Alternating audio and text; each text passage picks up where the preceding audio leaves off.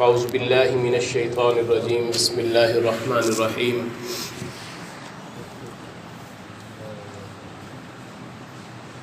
انا انزلناہ فی لیلۃ القدر وما ادراک ما لیلۃ القدر قال النبی صلی اللہ علیہ وسلم من قام لیلۃ القدر ایمانا واحتسابا غفر له ما تقدم من ذنبه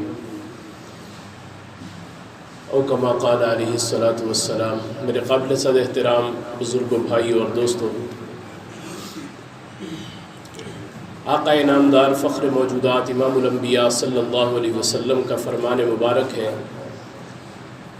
کہ جس نے ایمان اور اجر کی نیت سے لیلۃ القدر میں قیام کیا،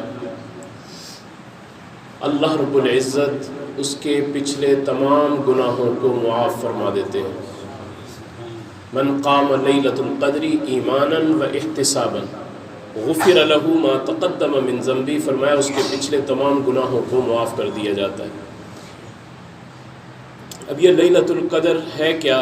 رب العالمین نے اپنے پاک کلام میں اس کا تعارف کروایا کہ یہ وہ رات ہے جس رات میں رب العالمین نے اپنا پاک کلام نازل فرمایا، اور یہ رات بہت ہی عظمت اور برکت والی رات ہے، اور اس کا تعارف رب العالمین اپنے پاک کلام میں کرواتے ہیں کہ لیلۃ القدر خیر من الف شہر، کہ یہ ایک رات 1000 مہینوں سے بہتر ہے، اور 1000 مہینوں کے اگر سال بنائے جائیں تو تقریباً 83 برس 4 ماہ بنتے ہیں۔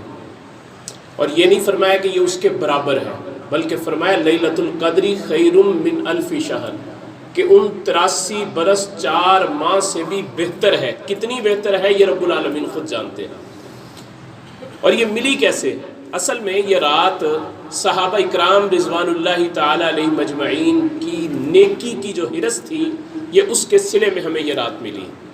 صحابہ اکرام کے دل میں طلب تھی، تمنا تھی، تڑپ تھی کہ ہمیں زیادہ سے زیادہ نیکیاں کسی طرح حاصل ہو جائیں، اور اس کے لیے اللہ کے پیارے حبیب علیہ السلام کے پاس وہ تشریف فرما ہے، اور حضور علیہ السلام نے بنی اسرائیل کے ایک آدمی کے بارے میں بتایا کہ اس نے 1000 برس تک، چونکہ ان کی عمریں بھی بہت لمبی ہوتی تھی، کہ اس نے 1000 مہینے تک اللہ رب العزت کی راہ میں جہاد کیا بغیر کسی روک ٹوک کے، اور مسلسل وہ اللہ کی راہ میں جہاد میں رہا۔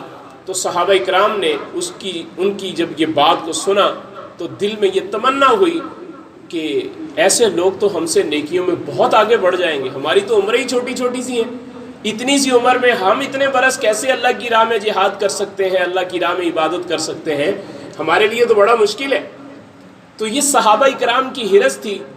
صحابہ نے حضور علیہ السلام کے سامنے اس بات کو رکھا کہ یا رسول اللہ، ہم کیسے ایسی عبادات حاصل کر سکتے ہیں، اتنی لمبی عبادت؟ تو میرے محبوب علیہ السلام خاموش رہے، کچھ نہیں بولے۔ تو رب العالمین نے حضرت جبرائیل امین کو بھیجا کہ جاؤ جا کر قرآن پاک کی یہ سورۃ القدر، یہ اس وقت اللہ رب العزت نے نازل فرمائی کہ انا انزلناہ فی لیلۃ القدر وما ادراک ما لیلۃ القدر لیلۃ القدر خیر من الف شہر۔ یہ پوری پھر سورت کے اندر اللہ رب العزت نے اس رات کا تعارف کروایا کہ یہ رات اتنی قیمتی ہے کہ صرف تم یہ ایک رات کی عبادت کر لو، تمہاری ساری زندگی کی عبادت ایک طرف اور اس ایک رات کی عبادت ایک طرف، ساری زندگی ایک طرف اور یہ ایک رات صرف ایک طرف۔ یہ 83 برس 4 ماہ سے بھی زیادہ بنتے ہیں جو تمہیں اللہ رب العزت اس کا اجر ایک رات جاگنے پر عطا فرماتے ہیں۔ اور پھر اس کو آخری عشرے کے اندر چھپا دیا اللہ کہ آخری عشرے کے اندر اس کو تلاش کر لو۔ اب اس آخری عشرے کے اندر بھی 5 طاق راتوں کے اندر اس کو تلاش کر لو، یہ اس سے بھی زیادہ سہولت پیدا فرما دی۔ تو اب جس آدمی کو اللہ رب العزت 5 راتیں جاگنے پر اتنی لمبی عبادت کا ثواب عطا فرماتے، لیکن یہ ایک بات یاد رکھیے کہ ہمارے ہاں ایک غلط فہمی پائی جاتی ہے، لوگ کہتے ہیں بس اس رات کو عبادت کر لو، پھر باقی جو مرضی دل میں آئے وہ کرو۔ حقوق العباد سب سے زیادہ ضروری ہے۔ ایسا نہیں ہے کہ اللہ رب العزت حقوق العباد کو معاف کر دیتے ہیں۔ حقوق العباد کا خیال رکھنا، دوسرے معاملات کا خیال رکھنا، لوگوں کے ساتھ اپنے رویے کا خیال رکھنا یہ سب سے زیادہ ضروری ہے۔ ایسا نہیں ہوگا کہ ہم اس رات میں عبادت کر لیں اور پھر جو دل میں آئے کریں، ہم اللہ کے حکموں کی دھجیاں اڑاتے پھرے پورا سال۔ ایسا نہیں ہے، اللہ کے حکموں کی پامالی نہ کریں بلکہ اللہ رب العزت کے حکموں کے مطابق ہی زندگی گزاریں، اور اس رات کو بھی بونس کے طور پر اس سے بھی استفادہ کریں تاکہ اس رات میں ہم اللہ رب العزت کا قرب حاصل کر سکیں۔ اور اگر ہم نے یہ رات پالی تو ہمیں اللہ رب العزت اتنی لمبی عبادت کا ثواب عطا فرما دیں۔ اور پھر اس کے بعد یہ رات ملنے کے لیے سب سے جو بہترین طریقہ ہے، ذریعہ ہے، وہ اللہ کے گھر میں بیٹھ جانا ہے، کہ انسان اللہ کے گھر میں آ کر بیٹھ جائے، معتکف ہو جائے۔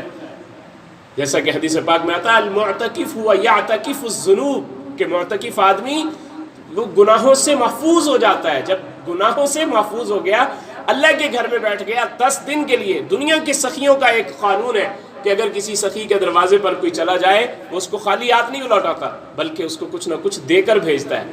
تو اللہ رب العزت کے دروازے پر جب ایک آدمی 10 دن آ کر بیٹھے گا تو کیا اللہ اس کو محروم فرما دیں گے؟ کبھی ایسا نہیں ہوگا۔ اور یہ رات جو آدمی اللہ کی راہ میں جاگ لیتا ہے اور معتکف ہو جاتا ہے، اللہ کے گھر میں بیٹھ جاتا ہے، اللہ رب العزت اس کو محروم نہیں فرماتے۔ اس کو تو یہ رات اگر سویا پڑا بھی ہوگا، اس کو تب بھی وہ رات مل جائے گی، اس کو تب بھی وہ رات مل جائے گی، اور اس کا اجر اس کے نامہ اعمال کے اندر درج کر دیا جائے گا۔ اور یہ اعتکاف کا جو بیٹھنا ہے، اس کے اندر سب سے زیادہ جو عمل دخل ہے وہ اس رات کے حصول کا ہی ہے کہ ہمیں اس رات کی عبادت اللہ رب العزت عطا فرما دے۔